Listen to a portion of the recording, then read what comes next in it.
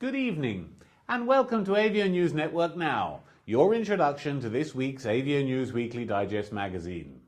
The top news this week features Qatar Airways, which is reportedly on the verge of joining the One World Airline Alliance. This is an excellent development for the International Airlines Group, given the recent termination of the revenue sharing agreement between British Airways and Qantas. Indeed, BA shares rose 3% immediately after the announcement of the news.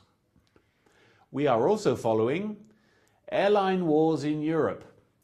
Ryanair has abandoned flights to and from the Verona airport in Italy, given the airport's reluctance to continue paying substantial incentives per passenger. Meridiana Fly Air Italy has stepped into the breach and will start services to continue the routes dropped by Ryanair. Daily international flights to and from London will be offered, as well as domestic flights to Palermo in Sicily. These services will feature the new Meridiana Fly Air Italy Re-Evolution program, guaranteeing low and simple fares. Boeing. 737 sales are going from strength to strength. GE Capital Aviation Services, one of the largest airplane leasing companies in the world, has ordered 75 737 MAX 8s and 10 737-800 next generations for a deal worth $6 billion at list prices. In the same week, Boeing also closed a deal with Brazilian low-cost carrier Gol for 60 737 MAX for a further $6 billion.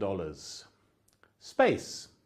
ASI, the Italian space agency, met with numerous delegations from other space agencies such as NASA, Roscosmos, JAXA from Japan, and the Chinese agency CNSA, as well as representatives from Canada, Brazil, Argentina, Mexico, Thailand, Pakistan, Israel, and Australia.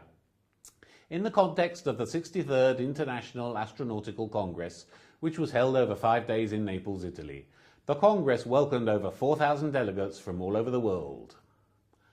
The video of the week features fascinating insights into the future of the jetliner manufacturing industry in an interview with Randy Tinseth, Vice President of Marketing at Boeing Commercial Planes. Now, during your presentation, we heard that 34,000 new planes will be needed by 2031.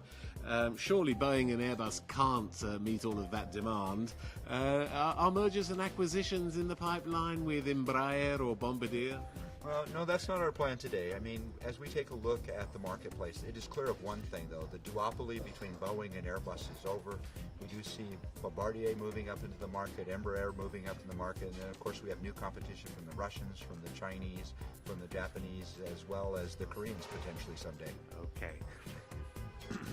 You spoke about the commonality of the cockpit and pilot training between 777 and the 787.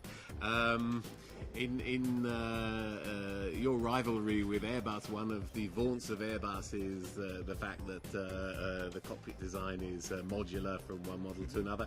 Is that the direction that Boeing will be moving in the future? Well, actually, we started this whole thing of common type rating with the 757 and 767. Two airplanes could fly virtually seamless between pilots. In fact, that's the difference between a single aisle and a wide body. So we've always been on that path. We've always had the same philosophy. And what we've been able to do, as you said, with the 787 and 777, is also have a common type rating.